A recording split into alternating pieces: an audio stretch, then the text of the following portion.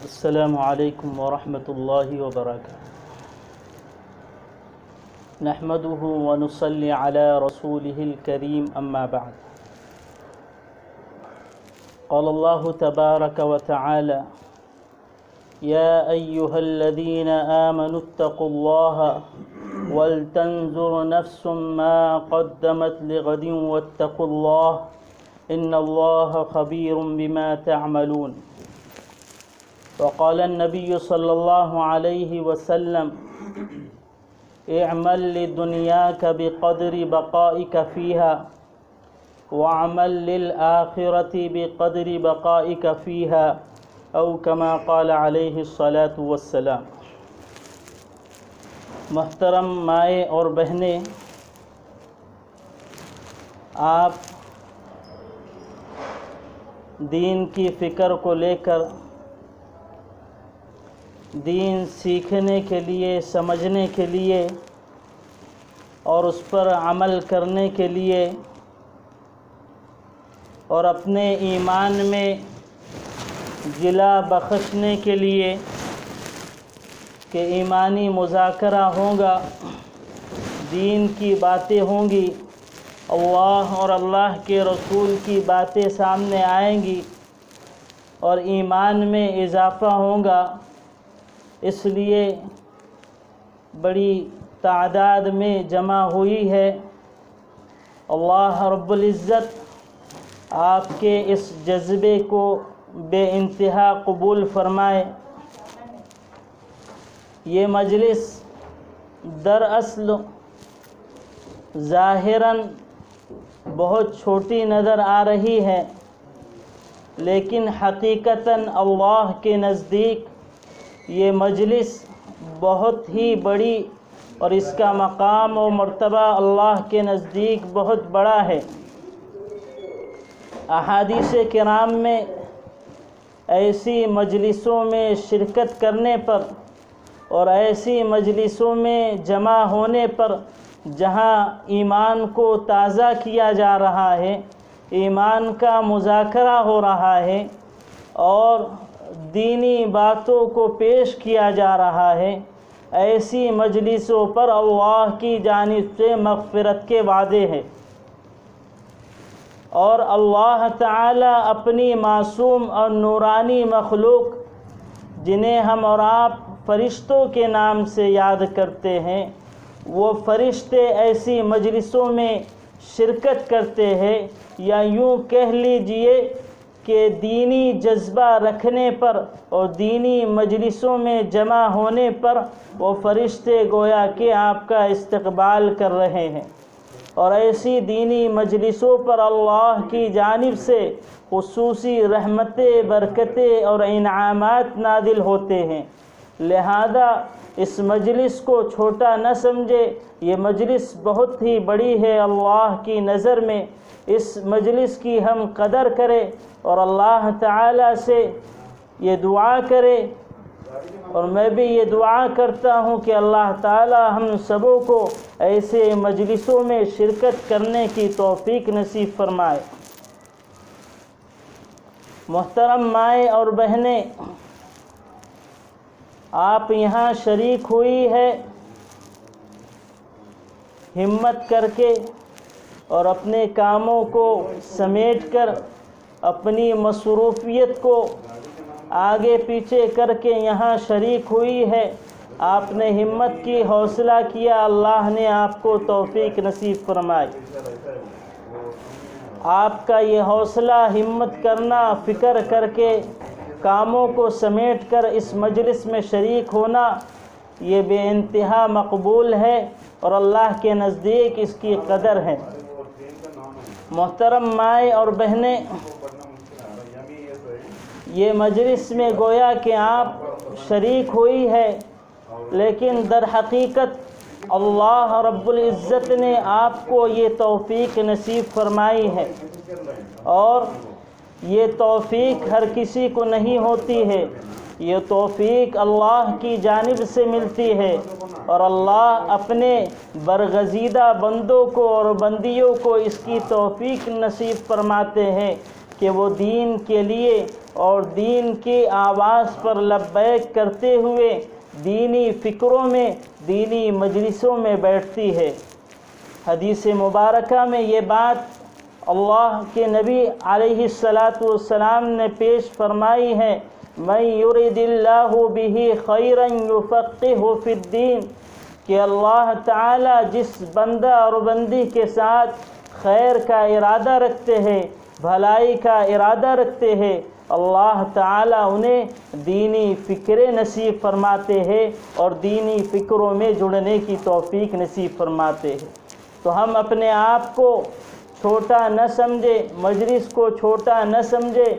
بلکہ یہ مجلس بھی بڑی ہے اور اس میں جو بات ہو رہی ہے وہ بھی بڑی ہے، اور اپنے آپ کو بھی بڑا سمجھے کہ اللہ نے آپ کو بلایا ہے ایک خیر اور ایک بھلائی کے وجود میں لانے کے لیے، کہ یہ خیر اور بھلائی آپ کی فکروں سے، آپ کی محنتوں سے اور آپ کی کاوشوں سے ہوگی۔ تو اللہ کی جانب سے آپ کو بلایا گیا ہے، اس لیے کہ اللہ اپنے برگزیدہ بندوں کو ہی یہ توفیق نصیب فرماتے ہیں۔ ایک آیت مبارکہ میں اللہ تعالیٰ ارشاد فرماتے ہیں، ثم اورثنا الكتاب الذين اصطفينا من عبادنا فمنهم ظالم لنفسه ومنهم مقتصد ومنهم سابق بالخيرات بإذن اللہ۔ اس آیت مبارکہ میں بھی اس طرف اشارہ ہے کہ جو اللہ کے نیک بندے ہوتے ہیں، اللہ انہی بندوں کو اپنے کتاب کا علم نصیب فرماتا ہے، اپنے دین کی سمجھ کے لیے قبول فرماتا ہے۔ پھر اللہ تعالیٰ نے آگے اس آیت مبارکہ میں 3 افراد کو بیان فرمایا ہے، اس میں اخیر میں یہ بات پیش کی ہے کہ جو بندے دین کے لیے قبول کیے جاتے ہیں اور دینی مجلسوں میں ان کو شرکت کی توفیق ملتی ہے، تو وہ ان باتوں کو سن کر، ان باتوں کو سمجھ کر اس پر خود بھی عمل کرتے ہیں اور اوروں کو بھی اس کی دعوت دیتے ہیں کہ وَمِنْهُمْ سَابِقٌ بِالْخَيْرَاتِ بِإِذْنِ اللَّهِ، کہ اللہ کے حکم سے نیک کاموں میں آگے بڑھتے ہیں، کہ جو بات دین کی سنی ہے اس کو صحیح سمجھ کر اس پر عمل کرتے ہیں اور اوروں کو وہ دین کی باتیں بتلاتے ہیں تاکہ وہ بھی اس کو سمجھے اور عمل کرنے والی بن جائے۔ محترم مائیں اور بہنیں، اس موقع پر ہم عزائم کریں کہ جب اللہ نے ہم کو بلایا ہے اور خیر کا اللہ ارادہ رکھتے ہیں، اور لوگوں میں سے اور بہنوں میں سے آپ کو اللہ نے منتخب کیا ہے دین کی سمجھنے کے لیے اور دین کے لیے قبول فرمایا ہے، تو اب آپ یہاں پر عزائم اور ارادہ کریں کہ ہم اس دین کے کام کو کریں گے۔ اس لیے کہ ارادہ کرنا یہ اللہ کی جانب سے فیصلوں پر اتارتا ہے کہ جب بندہ ارادہ کرتا ہے تو اللہ تعالیٰ اس کو توفیق نصیب فرماتے ہیں۔ حدیث مبارکہ ہے، حدیث قدسی ہے، انا عند ظن عبدی بی، کہ میں بندوں کے گمان کے مطابق فیصلہ کرتا ہوں۔ تو آپ عزم کریں، آپ ارادہ کریں کہ یہ دین کا کام ہم اور آپ کریں گے۔ ہم اور آپ دعوت و تبلیغ کے کام سے واقف ہیں۔ الحمدللہ اللہ تعالیٰ نے ہم کو اس کے لیے قبول فرمایا ہے، اور یہ وہ کام ہے جو مقبول من اللہ ہے کہ اللہ کی جانب سے اس کے اندر قبولیت کو، مقبولیت کو، کامیابی کو اللہ تعالیٰ نے ڈال دیا ہے۔ ایک بڑے اللہ والے مولانا احمد لاہوری رحمۃ اللہ علیہ، جو بڑے عالم دین ہیں، وہ فرمایا کرتے تھے کہ حضرت مولانا الیاس رحمۃ اللہ علیہ نے دعاؤں کے ذریعے سے رو رو کر، آنسو بہا کر اس کام کو اللہ سے قبول فرما لیا ہے۔ تو آپ یہ بات سمجھ لیجئے کہ یہ دعوت و تبلیغ والا کام بہت ہی عمدہ کام ہے اور بہت ہی اونچا کام ہے۔ مولانا الیاس رحمۃ اللہ علیہ نے ایک موقع پر یہ بات پیش فرمائی ہے کہ ہم اور آپ جو اعمال دعوت و تبلیغ کر رہے ہیں، میں اس کو کار نبوت سمجھتا ہوں کہ یہ نبوت کا کام ہے دعوت و تبلیغ کرنا، اس لیے ان کاموں کو، جو دعوت و تبلیغ کے جو اعمال ہے، ہم اس کو کم نہ سمجھے، یہ بہت ہی اونچے اعمال ہے اور یہ کار نبوت ہے کہ اللہ تعالیٰ نے جو نبیوں سے کام لیا تھا وہ ہمارے اکابرین اور بزرگوں نے نبوی نہج سے ہمارے سامنے رکھا ہے، جو اعمال دعوت و تبلیغ ہمارے سامنے موجود ہے۔ تو کام بھی اونچا ہے اور کام اللہ کی نزدیک مقبول بھی ہے، اس لیے ہم ارادہ کریں کہ اس کام کو ہم اپنی بساط کے مطابق، اپنی استطاعت کے مطابق، بلکہ یوں ارادہ کر لے کہ سارے عالم میں ہم دین کو پھیلائیں گے، ساری دنیا میں ہم دین کو پھیلائیں گے، یہ ہم فکرے کر لیں، اس لیے کہ فکروں پر اور محنتوں پر اور عزائم اور ارادے پر اللہ تعالیٰ کام لیا کرتے ہیں۔ ایک موقع پر حضرت مولانا یوسف صاحب رحمۃ اللہ علیہ نے حضرت جی انعام الحسن رحمۃ اللہ علیہ سے درخواست کی، ایک بڑا مجمع تھا، تو بات یہ پیش کی کہ ان کو آپ دعوت و تبلیغ کا کام سمجھا دیجئے تاکہ یہ کام کرے۔ تو حضرت جی انعام الحسن رحمۃ اللہ علیہ نے اس وقت یہ جملہ ارشاد فرمایا تھا کہ ابھی تک تو انہوں نے کام کا ارادہ ہی نہیں کیا ہے، عزم ہی نہیں کیا ہے، پہلے ان سے عزائم کروائے جائے، ارادہ کروایا جائے، تب ان کو کام سمجھائیں۔ تو گویا کہ انہوں نے اہمیت اس بات کی دلائی کہ ہم یہ کام تو اونچا ہے، کام کا بڑا ہونا اور کام کا عمدہ ہونا اور کام کا مقبول ہونا یہ ہمارے سامنے موجود ہے، اس لیے ہم عزائم اور ارادہ کریں کہ ہم اس دین کے کام کو حتی الامکان اپنی کوشش سے، اپنی فکر سے اس کو کریں گے۔ یہ عزائم کر لے، عزائم پر توفیق ملتی ہے اللہ کی جانب سے اور راستے ہموار ہوتے ہیں۔ والذین جاہدوا فینا لنہدینہم سبلنا وان اللہ لمع المحسنین، کہ جو بندے مجاہدہ کرتے ہیں اللہ تعالیٰ ان کے لیے راستوں کو کھول دیتا ہے۔ تو ابتدائی درجہ عزائم کا کرنا ہے، ارادے کا کرنا ہے، اور ارادہ اور عزم کرنے میں کچھ نہیں جاتا بلکہ اللہ کے یہاں سے توفیق ملتی ہے، ہدایت ملتی ہے اور راستے ہموار ہو جاتے ہیں، رکاوٹیں ختم ہو جاتی ہے کہ جیسے جیسے آدمی عزم پر کھڑا ہوتا ہے، قدم آگے بڑھاتا ہے، اللہ تعالی راستوں کو کھولتے ہیں۔ اور احادیث میں تو اس بات کی طرف بے شمار احادیث میں اشارہ ملتا ہے کہ بندے کے ہاتھ میں بھی کچھ بھی نہیں ہے، صرف اس کے سامنے ایک ریت کا ڈھیر ہے، اگر وہ ارادہ کر لے، دل میں یہ نیت کر لے کہ اگر یہ میرے پاس ہوتا، سونے کا ہوتا تو میں اس کو صدقہ کر دیتا۔ احادیث میں یہ بات موجود ہے کہ اس کے اس نیت کرنے پر، اس کے اس ارادہ کرنے پر اللہ تعالیٰ اس کے نامہ اعمال میں ثواب کو لکھ دیتے ہیں۔ اس لیے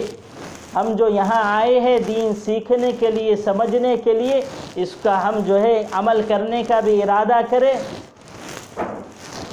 تو یہ جو ہے ارادہ کرنا آپ کے لیے راہوں کو ہموار کرے گا۔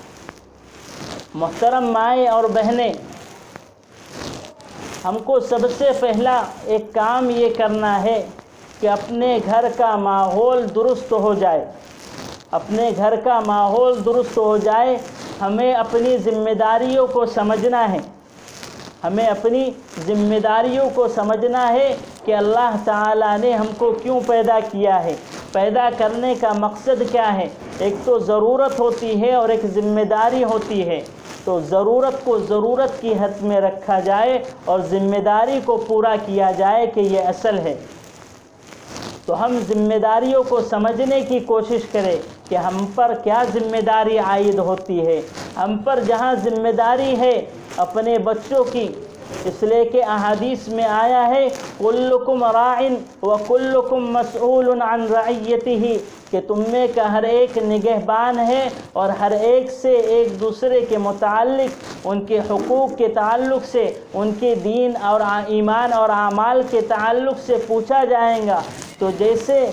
اللہ تعالیٰ نے اگر اولاد دی ہے تو اولاد کی تربیت اور اولاد کو صحیح رخ پر ڈالنا یہ آپ کی ذمہ داری ہے۔ سب سے پہلی ذمہ داری یہ ہے کہ ہم خود دیندار بنیں، دین کو سمجھیں اور دین پر عمل کرنے والے بنیں۔ یہ سب سے بڑی ذمہ داری ہے کہ ہم دین کو سمجھیں۔ دین اللہ کی جانب سے بہت بڑی نعمت ہے۔ قرآن مجید میں اللہ تعالیٰ ارشاد فرماتے ہیں الیوم اکملت لکم دینکم واتممت علیکم نعمتی ورضیت لکم الاسلام دینا، کہ اللہ تعالیٰ نے دین اسلام کو تمہارے لیے پسند فرمایا ہے اور اسی میں کامیابی اور ناکامی کا مدار رکھا ہے۔ تو یہ ایک اہم ذمہ داری ہے کہ دین ہماری زندگی میں ہو، اور دین نام ہے اللہ کے احکام کو پورا کرنے کا اور نبی علیہ السلام کی سنتوں کو اور طریقوں کو پورا کرنے کا۔ اس لیے ہماری 24 گھنٹے کی زندگی میں غور کریں کہ ہم جو کام کر رہے ہیں صبح سے شام تک وہ کام کون سے ہیں، ہماری 5 وقتہ نمازیں ادا ہو رہی ہے یا نہیں ادا ہو رہی ہے۔ سب سے پہلے اس کی فکر کریں، اس کے بعد ہمیں فکر کرنا ہے اپنے معاملات کی، اپنے اخلاق کی، اپنی معاشرت کی، اور اسی طریقے سے جب دین ہماری زندگی میں آئے گا اس کے بعد اور بھی ذمہ داری ہے کہ ہم اولاد کی صحیح تربیت کریں، کہ اولاد یہ ہمارے ذمے ہے کہ ماں کی گود جو ہے بچوں کا پہلا مدرسہ ہوا کرتی ہے۔ ماں جیسی تربیت کرتی ہے ویسے ہی بچے ہوتے ہیں۔ ماں اگر دینی تربیت کرنے والی ہے، خود دین زندگی میں ہے، تو اولاد بھی دینی بنتی ہے۔ اسی طریقے سے خاوند کے نیک کاموں میں اس کا ساتھ دینا، اسی طریقے سے ساس سسر ان کی خدمت کرنا اور ان کے لیے بھی دینی راہوں کو ہموار کرنا، اس لیے کہ عورتوں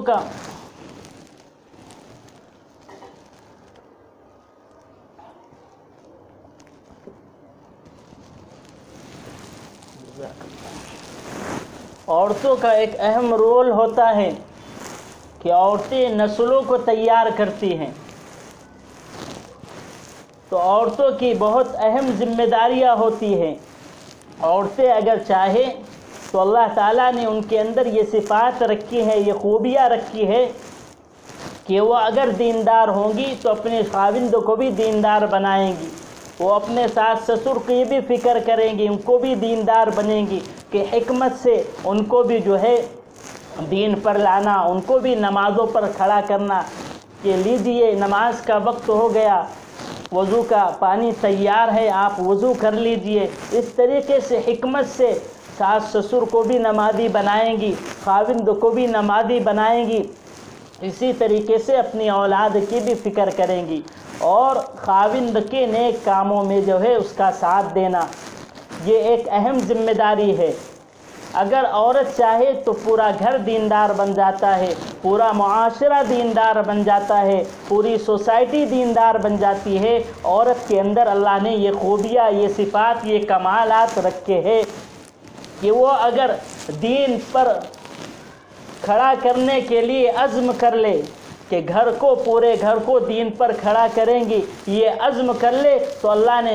اس کے اندر یہ صفت رکھی ہے کہ وہ جو ہے اپنی بات کو منوا سکتی ہیں۔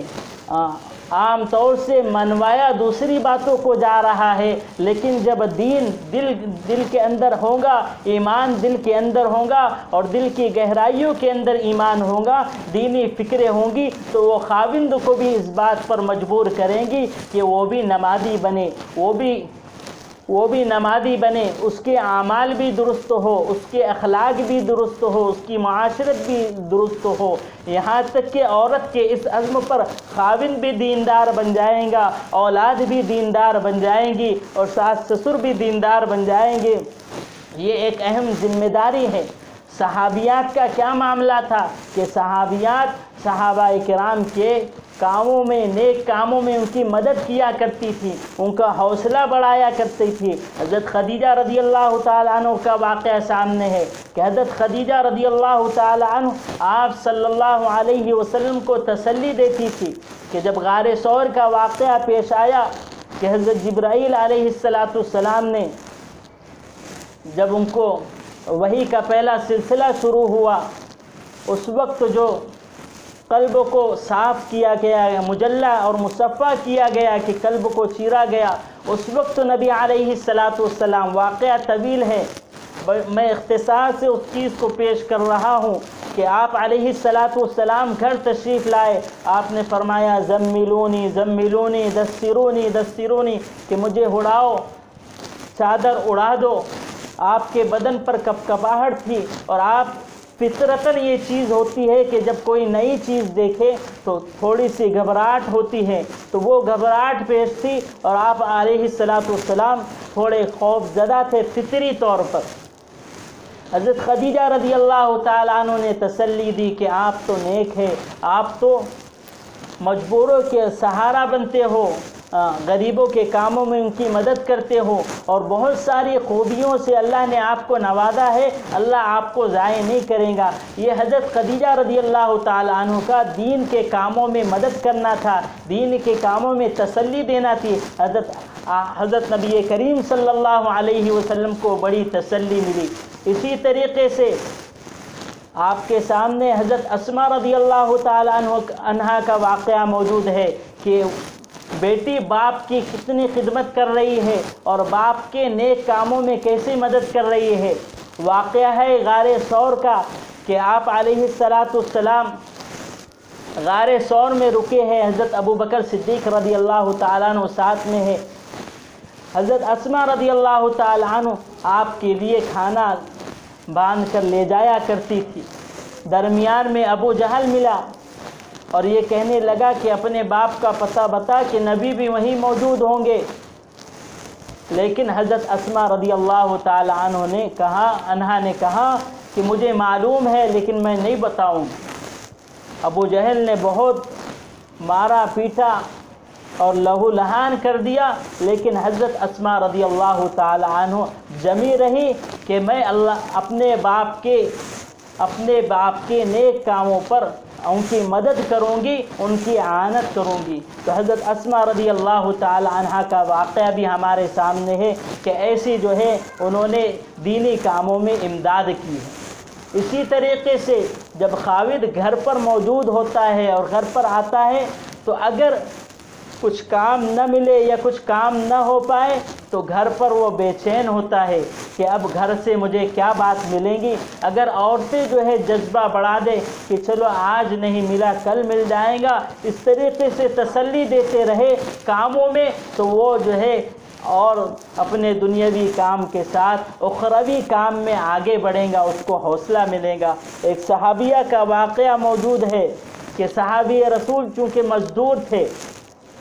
صحابی رسول مزدور تھے، کام کرنے کے لیے جایا کرتے تھے۔ ایک موقع ایسا آیا کہ کام کے لیے گئے لیکن کوئی مزدوری نہیں ملی، گھر واپس آئے، بڑے بے چین تھے۔ بیوی نے بھاپ لیا کہ شاید کچھ نہیں ملا ہے، دریافت کیا تو پتہ چلا کہ آج کوئی کام نہیں ملا تھا۔ بیوی نے جو صحابیہ تھی تسلی دی کہ کوئی بات نہیں، آج نہیں ملا کل مل جائیں گا، آپ فکر نہ کریں، ہم ایسے ہی بھوکے رہ جائیں گے۔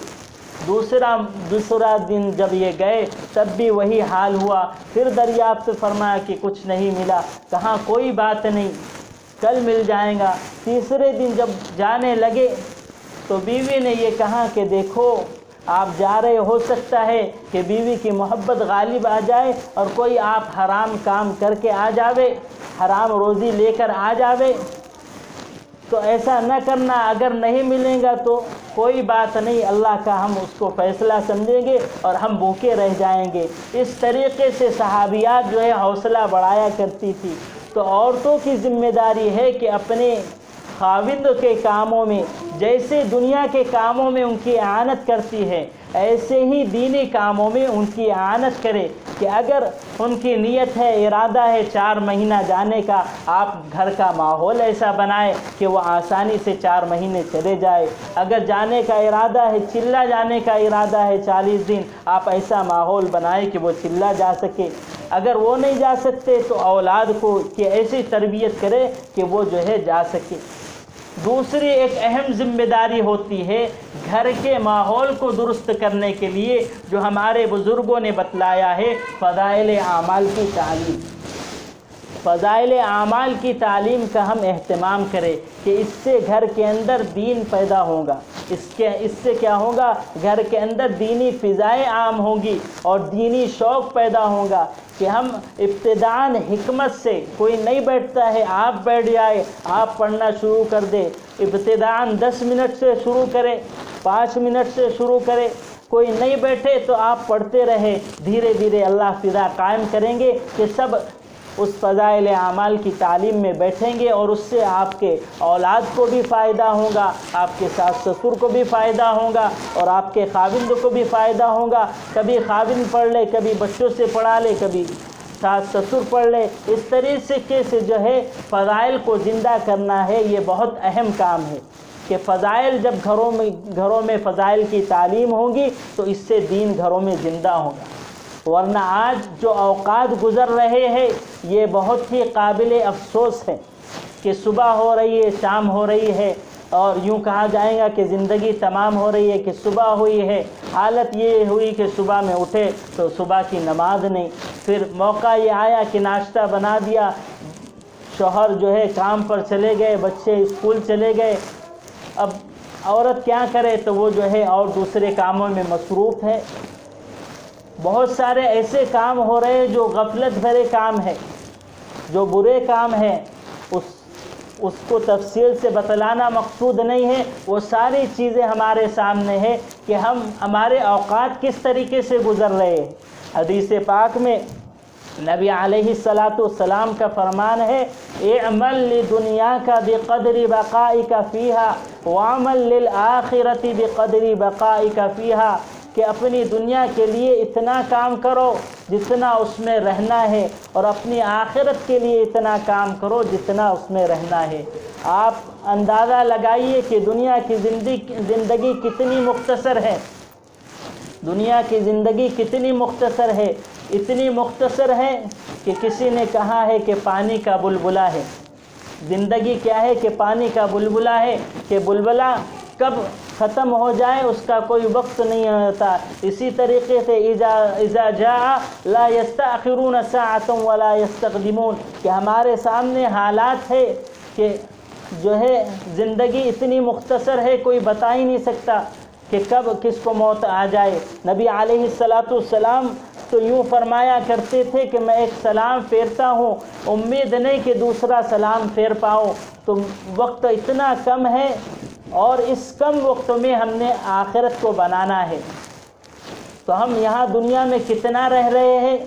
کتنا رہنا اس کا علم بھی نہیں ہے کہ کب دنیا فنا ہو جائے، لیکن ہم انہی کاموں میں مصروف ہیں۔ ہمارے اوقات دین کے لیے کتنے لگتے ہیں، یہ ایک فکر کرنے کی ضرورت ہے کہ 24 گھنٹے میں ہم نے کتنے اوقات اپنے دین کے لیے لگائے ہیں، نمازوں کے لیے لگائے ہیں، تعلیم کے لیے لگائے ہیں، اور اپنی بچوں کی تربیت کے لیے لگائے ہیں۔ یہ اوقات جو ہے ہم جو ہے سارے کاموں کے ساتھ، اور ساس سسر کی خدمت کے ساتھ، اولاد کی تربیت کے ساتھ، خاوند کے حقوق ادا کرنے کے ساتھ، ہم جو ہے ایسے اوقات نکالے، نمازوں کے علاوہ بھی اور تعلیم کے حلقے کے علاوہ بھی ہمارے اور دیگر نیک اعمال ہونا چاہیے۔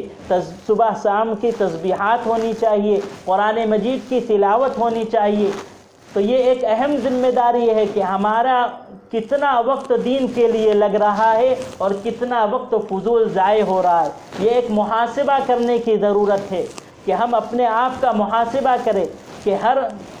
ہر خاتون جو ہے، ہر مائیں اور بہنیں اپنا محاسبہ کر سکتی ہے کہ کتنا وقت ہم دین کے لیے لگا رہے اور کتنا وقت ضائع ہو رہا۔ تو یہ فکر کرنے کی ضرورت ہے کہ ہمارا وقت جو ہے دین پر لگے اور آخرت کی تیاری میں لگے، کہ آخرت اصل ہے۔ بل تؤثرون الحیات الدنیا والآخرۃ خیر وابقی، کہ تم دنیا کی زندگی کو ترجیح دیتے ہو اور آخرت کو بھول جاتے ہو، حالانکہ آخرت یہ بہتر اور باقی رہنے والی ہے۔ کہ اس مختصر سی زندگی میں ہمیں اپنی آخرت کو بنانا ہے۔ نبی علیہ السلام کا فرمان ہے، اغتنم خمسا قبل خمس، کہ 5 چیزوں کو 5 چیزوں سے پہلے غنیمت جانو، کہ حیاتک قبل موتک، کہ اپنی زندگی کو غنیمت جانو موت آنے سے پہلے تو یہ مختصر سی زندگی اللہ نے دی ہے، اس زندگی کو نیک اعمال میں لگاؤ، نمازوں کی پابندی میں لگاؤ، دین اور ایمان کے سیکھنے میں، اس کو جلا بخشنے میں اور اس کو کامل اور مکمل بنانے میں لگاؤ، کہ ایسا ایمان یقین کامل بنے کہ جو اللہ کے حکموں پر کھڑا کرے۔ واقعہ مشہور ہے حضرت عمر فاروق رضی اللہ عنہ کے زمانے کا، کہ ایک مرتبہ گزر رہے ہیں، گشت کر رہے، تو ایک گھر سے آواز آئی کہ ماں اپنی بچی سے کہہ رہی ہے کہ دودھ میں پانی ملا دے، تو بچے کہنے لگے کہ آپ کو معلوم نہیں امیر المؤمنین حضرت عمر فاروق نے منع فرمایا ہے، تو وہ بیٹی کہنے لگی کہ انہوں نے منع فرمایا ہے اس لیے دودھ میں پانی ملانا مناسب نہیں ہے۔ تو ماں نے یہ کہا کہ عمر فاروق کہاں یہاں دیکھ رہے ہیں؟ تو اس بیٹی کا یہ جواب تھا کہ عمر فاروق تو نہیں دیکھ رہے، امیر المؤمنین تو نہیں دیکھ رہے ہیں، لیکن امیر المؤمنین کا رب اللہ تو دیکھ رہا ہے۔ تو وہ بیٹی کا وہ جذبہ تھا، وہ یقین بنا تھا اللہ کی ذات پر، کہ اس نے ان کو اللہ کے احکام پر کھڑا کیا کہ اللہ دیکھ رہا ہے، اس لیے ہم کو ایسا کام نہیں کرنا چاہیے۔ تو ہم کوشش کریں کہ یہ یقین پیدا ہو۔ صحابیات کا یقین کیا تھا؟ ایک صحابیہ کہ ابھی ایمان اور اسلام قبول کیا ہے، حالت یہ ہوئی کہ ایمان قبول کیا اور ان کی بچی یا بچہ جو ہے انتقال کر گیا، تو لوگ کہنے لگے کہ ایمان قبول کیا تو ہمارے معبودوں نے اس کے بیٹے کو ہلاک کر دیا، موت کی گھاٹ اتار دیا۔ اس صحابیہ کو یقین تھا اللہ کی ذات پر کہ پیدا کرنے والی ذات اللہ کی ہے، مارنے والی ذات اللہ کی ہے، اور اللہ کے قبضے قدرت میں یہ ہے کہ اللہ اس بچی کو دوبارہ زندہ کر سکتا ہے۔ اس صحابیہ رسول کا واقعہ ہے کہ انہوں نے 2 رکعت نماز پڑھی، اللہ سے دعا مانگی، اے اللہ یہ کافر طعنہ دیتے ہیں کہ میں ایمان قبول کی، اسلام قبول کی، اس لیے بچے کا انتقال ہو گیا، اے اللہ تو اپنی قدرت سے، اپنی طاقت سے مجھے اس بات کا یقین ہے کہ تو جب پیدا کرنے والا ہے، موت دینے والا ہے، تو تو دوبارہ زندہ بھی کر سکتا ہے۔ اس طریقے سے اس یقین سے دعا مانگی، اللہ تعالیٰ نے اس بچے کو زندہ کر دیا۔ تو یہ صحابیات کا یقین تھا، یہ صحابیات کا یقین تھا، اور یہ حضرت عمر فاروق رضی اللہ تعالیٰ عنہ کے زمانے میں اس بیٹی کا یقین تھا۔ یہ یقین کو ہم نے پیدا کرنا ہے کہ یہ دنیا کی زندگی مختصر ہے، اصل آخرت کی زندگی ہے۔ ہم اللہ کی ذات پر یقین رکھیں اور زندگی کو اللہ کے احکام پر گزارے، دین کے ساتھ گزارے، کہ دین زندگی میں ہو، خدا کے حکم زندگی میں ہو، نبی علیہ السلام کے طریقے اور سنتیں ہماری زندگی میں ہے۔ تو نبی علیہ السلام کا پہلا فرمان یہ ہے کہ اپنی زندگی کو غنیمت جانو موت کے آنے سے پہلے۔ ایک واقعے سے مثال دیتا ہوں کہ بات واضح ہو جائیں گی۔ ایک موقع ایسا تھا کہ ایک بادشاہ نے ایک بہت ہی عمدہ محل بنایا، اور اس میں بہت سارے جو انجینئر ہوتے ہیں، بڑے بڑے انجینئروں کو جمع کیا کہ ایسا محل بناؤ کہ اس میں کسی قسم کا عیب نہ ہو، کوئی نقص اور کوئی کمی نہ ہو۔ ساروں نے جو ہے اس کو بنایا۔ جب محل تیار ہو گیا اور اتنا عمدہ محل تھا، بادشاہ نے اعلان کر دیا کہ جو اس محل میں کوئی عیب یا کوئی نقص نکال کر بتائیں گا اس کو انعام دوں گا۔ سارے لوگ آتے تھے اور یہ کہتے تھے کہ اس میں تو یہ تو بہت ہی عمدہ ہے، کوئی کمی نہیں، کوئی عیب نہیں۔ ایک اللہ والے وہاں سے گزر رہے تھے، ان کو بھی آواز لگی کہ بادشاہ نے یہ کہا ہے۔ وہ محل میں گئے، دیکھنے لگے۔ دیکھنے کے بعد انہوں نے یہ کہا کہ اس محل کے اندر 2 عیب ہے، 2 نقص اور 2 کمی ہے۔ یہ بول کر وہ چلے گئے۔ بادشاہ کو جب معلوم ہوا تو بادشاہ نے بلایا کہ یہ تو اتنا اچھا اور عمدہ محل ہے اور ہزاروں لوگ اس کے پیچھے لگے ہیں، اور کسی نے تو کوئی عیب نہیں بتلایا، آپ عیب بتلا رہے، اچھا بتلاؤ کیا عیب ہے۔ تو ان اللہ والوں نے یہ بات پیش کی کہ یہ جو محل آپ نے بنایا ہے، یہ محل ایک دن ختم ہو جانے والا ہے، یہ اس میں عیب ہے۔ یہ بنایا تو بہت عمدہ ہے لیکن یہ کیا ہو جائے گا؟ ختم ہو جائے گا۔ اور دوسری بات پیش کی کہ اس میں رہنے والا بھی ختم ہو جائے گا، کہ محل بھی ختم ہونا ہے اور جس نے محل بنایا ہے وہ بھی ختم ہونا ہے۔ تو گویا کہ ان اللہ والوں نے اس بادشاہ کی نظر آخرت کی طرف متوجہ کی کہ دنیا میں تو تم نے یہ سب کچھ کر لیا ہے، لیکن یہ جو کرا ہے، اتنی جو محنتیں، اتنی کاوشیں جو کی ہے، اتنا روپیہ پیسہ لگایا ہے، یہ تو ختم ہو جائے گا، اور اسی طریقے سے تم بھی جو ہے ختم ہونے والے ہو۔ اصل آخرت کی زندگی ہے، یہ تو متاع قلیل کہا، قل متاع الدنیا قلیل، کہ دنیا کی سامان اور دنیا کا عیش و آرام یہ تو تھوڑا ہے۔ اصل انہوں نے متوجہ کیا کہ آخرت کی فکر کرنا ہے۔ کاش کہ یہ روپیہ پیسہ نیک کاموں میں خرچ ہوتا، کاش کہ آپ کی فکر آخرت پر ہوتی، کہ آپ آخرت کو بنائے، کہ آخرت کے متعلق پوچھا جائے گا وَلْتَنْظُرْ نَفْسٌ مَا قَدَّمَتْ لِغَدٍ، کہ سوال یہ ہوگا کہ دیکھا جائے گا کہ کل کے لیے کیا کیا ہے، کل کے لیے آخرت کے لیے کیا کیا ہے۔ اسی طریقے سے نبی علیہ السلام نے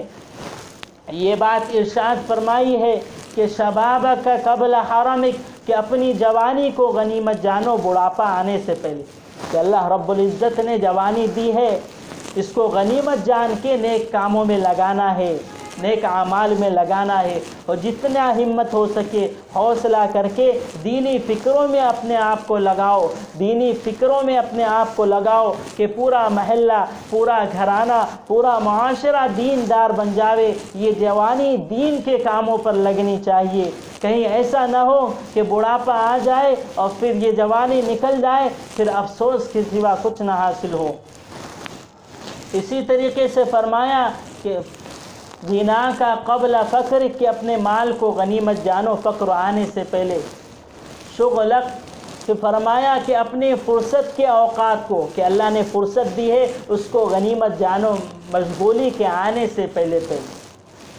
قرآن مجید میں اللہ تعالیٰ ارشاد فرماتے ہیں اولم نعمرکم ما یتذکر فیہ من تذکر وجاءکم النذیر فذوقوا فما للظالمین من نصیر، کہ جب ایک موقع ایسا آئے گا کہ اگر زندگی اس دنیا میں زندگی اگر نیک نہیں گزری ہوگی، اعمال کے ساتھ نہیں گزری ہوگی، دین کے ساتھ نہیں گزری ہوگی، دینی فکروں کے ساتھ نہیں گزری ہوگی، غفلتوں میں گزری ہوگی، کوتاہی اور سستی میں گزری ہوگی، کہ اپنی عیش کا سامان پیدا کر رہے ہیں، اپنے منمانی سے زندگی گزار رہے ہیں، خدا کے احکام کی کوئی فکر نہیں، دین کی کوئی فکر نہیں، ایمان کی کوئی فکر نہیں، پھر ایک موقع ایسا آئے گا کہ جب اللہ کے حضور حاضر ہوں گے، اللہ کے حضور حاضر ہوں گے، تو جب فیصلہ ہو جائے گا کہ زندگی جو ہے خدا کے حکم کو توڑ کر گزری تھی، اب فیصلہ جہنم کا ہوگا، تو اس وقت چیخیں گے، چلائیں گے